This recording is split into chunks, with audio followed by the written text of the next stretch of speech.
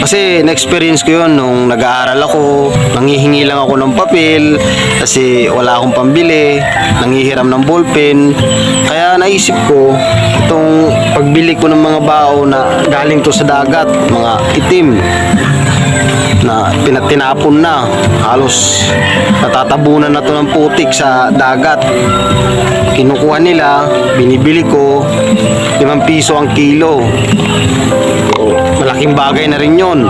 Pag nakakuha sila ng 2 kilo, di 10, makakabili na sila ng papel.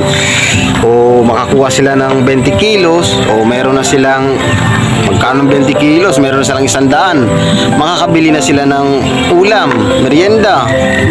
O hindi na sila manghihingi sa magulang nila, lalo pat kung wala.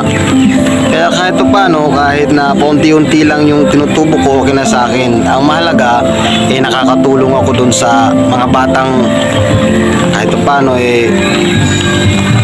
meron silang mabibili ng buhay natin. Minsan wala. Lalo pa pag humihingi yung mga anak ko, tapos wala akong pera, wala akong maibigay, bibili sila ng papel, lapis. Nakakalungkot, diba, bilang magulang yung ganoon. Kaya minsan yung mga bata nagbebenta sa akin, marami sila. So, tulad dito, may itim yan, no? Galing, mga latom yan,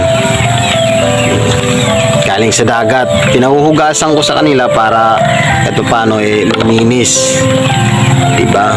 Mga itim na nabaon to sa lupa, sa dagat. Kasi ito yun naman yung quality, yung maganda, diba? Magandang klase pa to.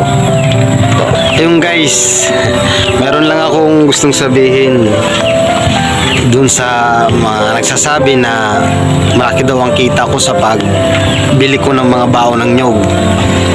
Sa totoo lang, di naman yung tubo talaga yung mahalaga sa akin kasi di naman gaanong malaki yun. Ito, tingnan nyo po, katulad nito, oh, mga latom, mga itim. Tingnan nyo, talagang mabigat to kasi mga latom, mga itim, no? Tsaka maninipis na rin. Pag inuling to, halos kunti lang ang mauuling nito kasi mga itim na nga, maninipis na, diba?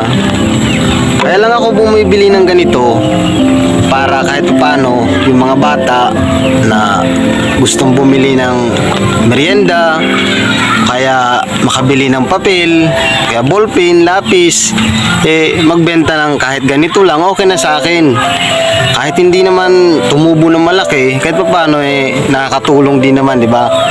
Ito, di ba, ang itim, tsaka maninipis. Paano katutubo niyan, di ba?